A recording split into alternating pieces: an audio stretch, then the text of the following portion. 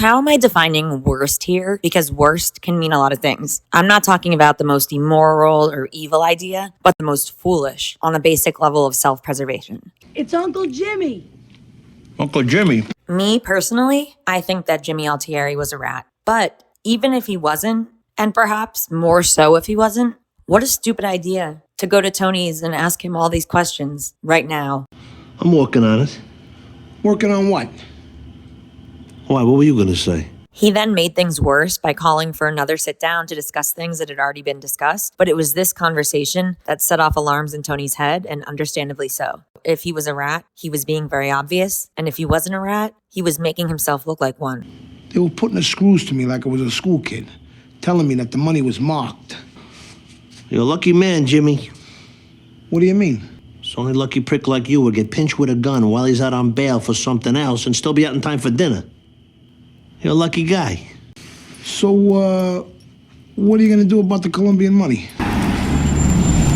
So, you guys like your job? Beamer Space 43. Feech La Manna had just gotten out of the can and wanted to get back in the game. He agreed to not step on anybody's toes. But not only does he step on toes, but civilian toes. He then picks one of Tony's civilian friends and does a mass carjacking at that friend's daughter's wedding. Apparently there's been an armed robbery. Some automobiles were taken. You have anything to do with that wedding takedown in Ringwood? Why, is that a problem? I told you that doctor was a friend of mine. I deliberately used that word. And then the icing on the Feech cake is the fact that he sends some of those stolen cars through a shop recommended by Johnny Sack rather than Tony's. You're so concerned about my end. Why don't you put one of those cars through my shops? What? Johnny Sack told me about this guy in Newburgh. Johnny Sack? Yeah, Johnny Sack.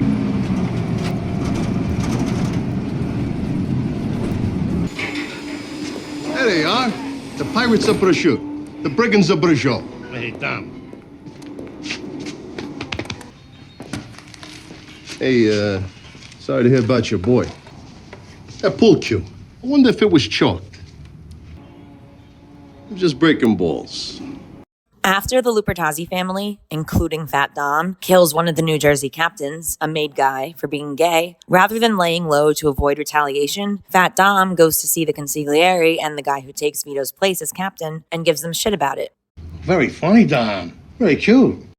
Hey, you know the autopsy found a 3-ball in his side pocket? You're on a run. They found a hanky and Carlos lipstick in his other pocket. What could go wrong? Time to hit the trail from a touching, huh? What do you say? My mistake. Carlos' lipstick was on Vito's card.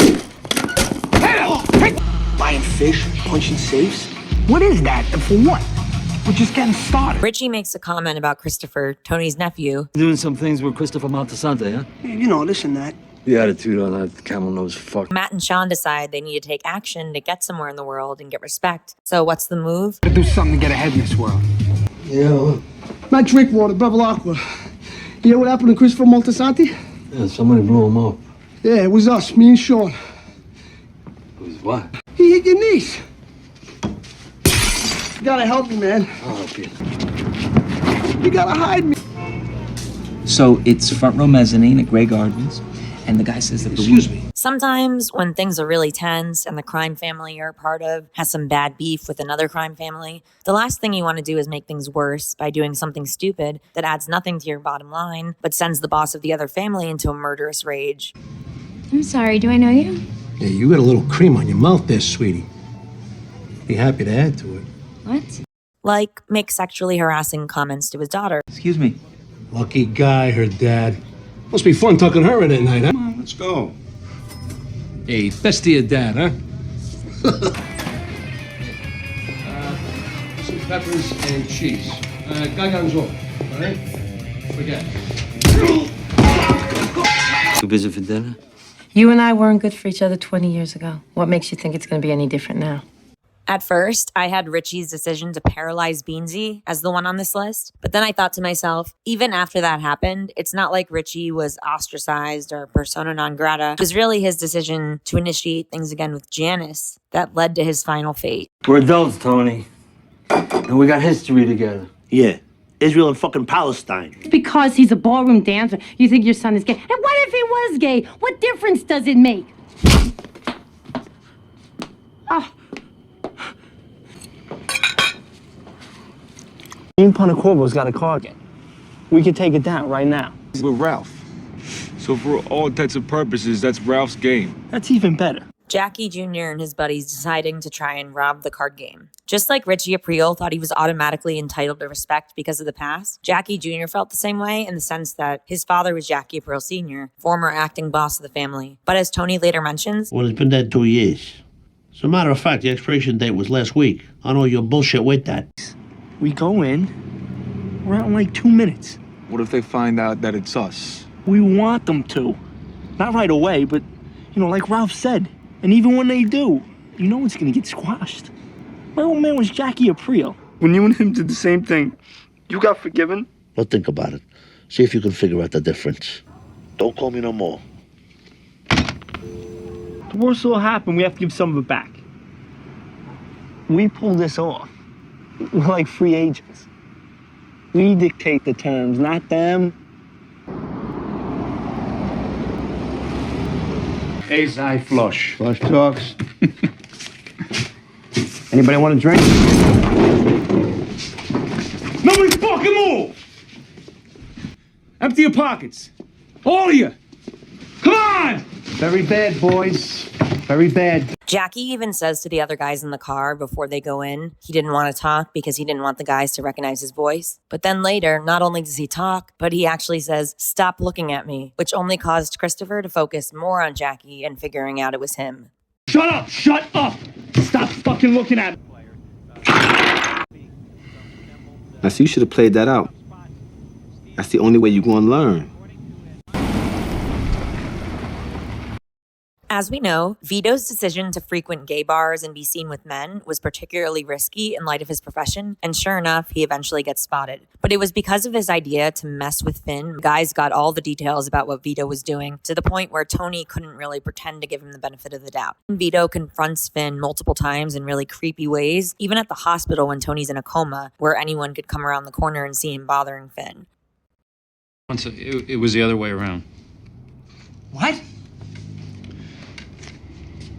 Vito was blowing the security guard. Son of a bitch! Finn telling them the specifics, that was the nail in the coffin. So say it. Let me hear you say, "What's up, Vito?" What's up, Vito? Not much, Finn. Except I got a little surprise for you. That's really nice, Vito, but I don't know if I can... Don't pull that all shuck shit with me. Phineas Fogg, back in town. He forgets all the little people. Hey, Vito. How's Mr. Soprano doing? Let's hope he pulls through, huh? So, Buddha.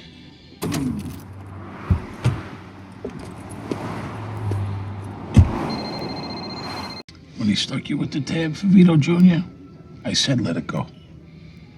Obviously, truth is, a fuck like Phil, appeasement don't work. Perhaps Bobby in his head is so used to not being part of that inner circle where he'd even be a target in the first place. Remember, it wasn't long ago that Bobby was waiting in line for an hour at the drugstore to pick up Junior's stool softener. But Tony, Sil, and Bobby had just made the decision to go to war. And this was not some urgent errand that Bobby needed to take care of. Responsibility, but that he didn't do nothing. Shit.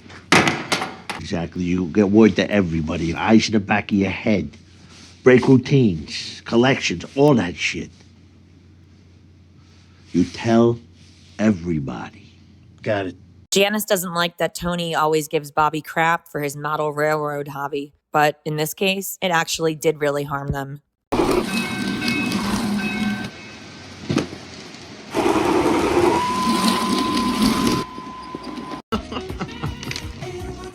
Hey.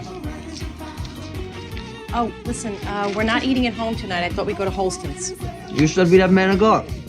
I got meetings with carpenters. All right, because every time we watch Godfather, when Michael Corleone shoots those guys in the restaurant, and you say it's your favorite scene of all time. Tony watches Godfather 2 all the time. Tony prefers 2, not 1. Yeah, he likes the part where Vito goes back to Sicily. Maybe if Carmela had spent more time watching Godfather 1 with Tony, she would have been more hesitant about going out to a restaurant so quickly after all the bloodshed. Unless she was checked out and didn't care anymore. But she should have because it was her kids too. Holsten's is the consensus. Holsten's is the consensus. According to who? Well, Carmela. Yes, technically speaking, everyone was allowed to go back home to their normal houses by then. Tony and Butchie made an agreement to stop trying to kill each other's guys, and Butchie was going to look the other way as far as what Tony wanted to do with Phil. But they're operating in a world where people don't necessarily tell the truth or keep to their end of the deal. How's that supposed to work? We're all in DEFCON 4, living in separate houses, and we're going to stand out in the open at a cemetery? There is always a large FBI presence. Unbelievable. AJ worries about going to Bobby's funeral during DEFCON 4, but Carmela says there's always a large FBI presence. I don't see much security at Holsten's, though. In fact, they're surrounded by strangers.